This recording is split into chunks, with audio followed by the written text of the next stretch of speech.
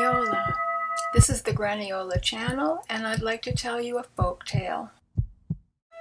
Folk tales are simple stories that have been told and retold, passed down by word of mouth from generation to generation. They unify people.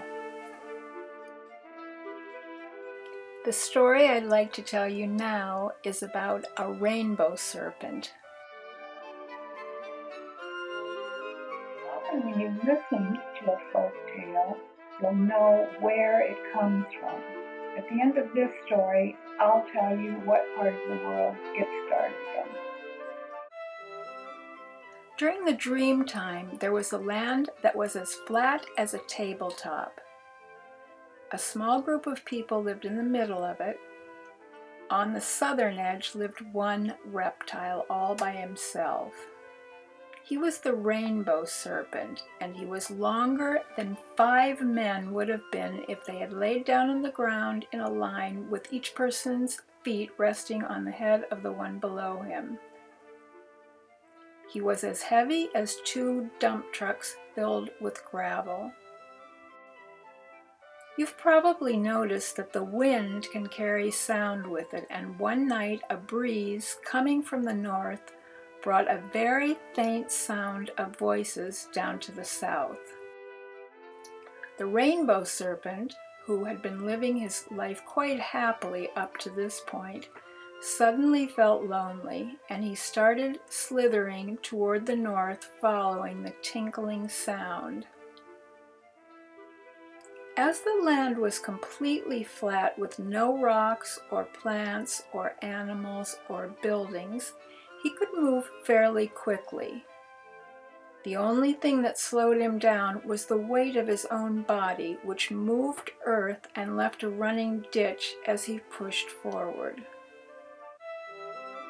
After some time, it might have been a few days, or it could have been a couple of weeks, he spotted a group of people singing and dancing in the middle of a circle of huts. He moved toward them, and they invited him to join in with their fun. This happy exercise went on for hours, during which no one seemed ready to rest, until a huge black cloud blew across the sky and began throwing down buckets of water and lightning bolts. Almost immediately, everyone ran for the huts. The only ones left to enjoy the storm were 2 small boys trying to catch rainwater by bending their faces up to the sky and sticking out their tongues, and the rainbow serpent. Since the rainbow serpent was a reptile, he didn't mind the storm at all. After a while, the 2 boys got cold and realized the lightning bolts were scaring them. They ran from hut to hut trying to get out of the rain, but because they were now soaking wet, no one wanted them to squeeze into their space. In the end, they begged the rainbow serpent for shelter. The rainbow serpent opened his mouth very wide and let them move inside. During the night, the rain stopped, but after so many hours of dancing and singing, the people didn't notice because they were sleeping so deeply. The only being in the dreamland who was awake was the rainbow serpent.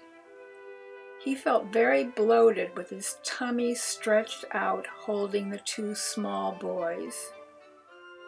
Since he couldn't sleep, he decided to take a nocturnal walk. If you've ever frightened a snake while walking in the woods or startled one in your garden, you'll know that slithering is a lot faster than walking on 2 feet. And the bigger the slitherer, the faster he moves, even if he's stuffed full with 2 small boys. So, by daybreak, the rainbow serpent was quite far away from the people.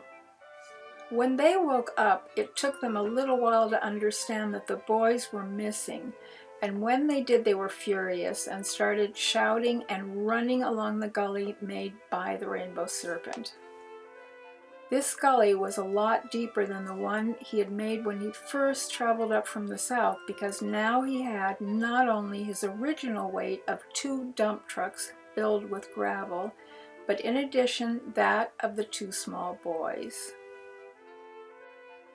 As he expected, his outing had relaxed him, and when the Rainbow Serpent saw one mountain on the very flat horizon, he thought that that would be a good place to rest.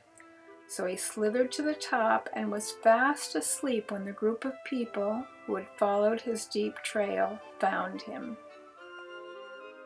Seeing that he was not moving, one brave man sliced open his tummy, and the two small boys, who, as the story was told, turned into parrots, flew away. When they escaped, wind filled the space inside of him, and the Rainbow Serpent awoke in pain and started thrashing his long, heavy body from side to side. Pieces of the mountain flew far and wide, forming hills across the land. The people, in their fright, ran in all different directions, and some turned into animals. The gullies that had been made by the snake later became rivers. And this is how the continent ended up looking the way it does today. This is a tale that is told in Australia.